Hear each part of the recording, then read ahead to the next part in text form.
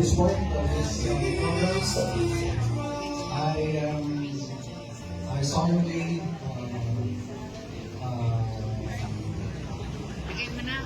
deeply this label as a symbol of transition of leadership of our cluster. From us, religious leaders, to you, it has great hope in the world leaders. Thank you and good luck. Thank you, DJ and Dan Torres. And I accept this label of responsibility with honor and gratitude. And inspired by your leadership, I pledge to serve and uphold the ideals of Rotary. Thank you so much for your trust in me. Thank you.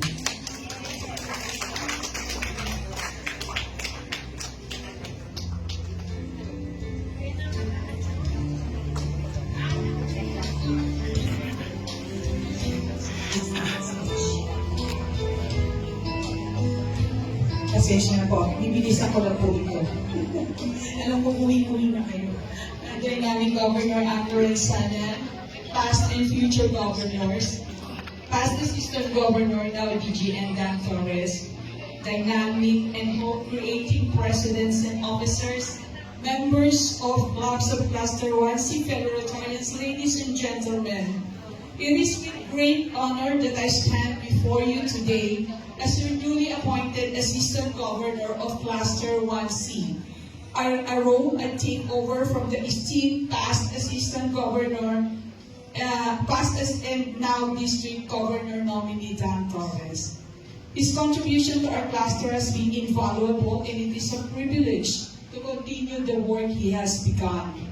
We've already kicked off this Rotary year on a high note with our first cluster project dubbed as Alaga sa Bagong Silang at Ina, conducted at the Baguio General Hospital and Medical Center on July 1. The success of this initiative is a testament to the dedication and collaborative spirit that define us. Likewise, a few months ago, we were presented with a challenge. Our cluster was tasked with hosting the district training assembly at a very short notice, I think less than a month. Many might have faltered at such a daunting task, but not us, not Cluster 1C. We faced the challenge head-on, driven by the spirit of service that defines Rotary. The results, as all of you are aware of, were phenomenal. Against all odds, our event was not just successful, but set a benchmark for assemblies to come. And the fruits of our labors were not insignificant. Hindi po namin sinadya, but the working committees are very efficient in managing the event, and we earned a decent amount from the event without asking any contribution from the district governor. A testament to our collective efforts and the incredible support from all of you. In true Rotary fashion, we have chosen to reinvest this money back into our community. We believe that funds raised by the community, for the community, should go right back at the heart of the community. Hence, we decided to distribute these funds to the clubs who participated and to the future projects of the cluster, amplifying their potentials to make a significant impact on their community projects and our cluster's initiatives. Looking ahead, we plan 7 significant projects for the cluster. Each of these initiatives will cater to each Rotary's area of focus, supplementing clubs' projects and providing much-needed support to smaller clubs with limited resources. One of these projects is already completed, as mentioned before. Ginamit na po namin yung part ng cluster doon sa kick-off project. And I'm very happy. May isa pong president na nagsabi, narinig ko, sabi niya, first time kami ng project, wala kami ginastos kahit 5. And we intend to do that for the rest of the year. And my aim is to ensure that the completion of these projects within the first half of the Rotary year.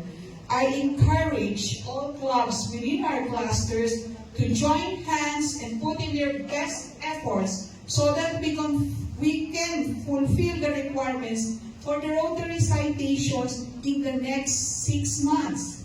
Ginawa na po ito ng iba at kaya po natin gawin ulit. This would enable us to focus on deepening the bonds of fellowship in the later half of the years, echoing the vision of our governor to have a relaxed Rotary year. As your Assistant Governor, I am committed to supporting each and every one of you. Together, we'll strive to uphold the values of service, leadership, and fellowship. And of course, I cannot do it alone. I have to acknowledge and umpisa pa lang po, sobrang nagtrabaho na the hope-creating presidents. May I request the hope-creating presidents to please come in front on the stage to be acknowledged. Yan. Nakikita ko si President Annabel Estepa of Metro North.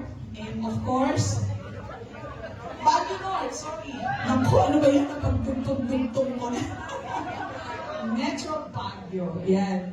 And so, we have, of course, President Fernando Chong of Baguio Highlands, the President of La Trinidad, Ms. Evangeline, na hindi ko maintindihan kung bakit may energy pa siya after a very successful year. And also, President Danny of the Rotary Club Baguio Sunrise, and President Kelvin Tan, and si Doc Christian, andyan kanina. Iyan?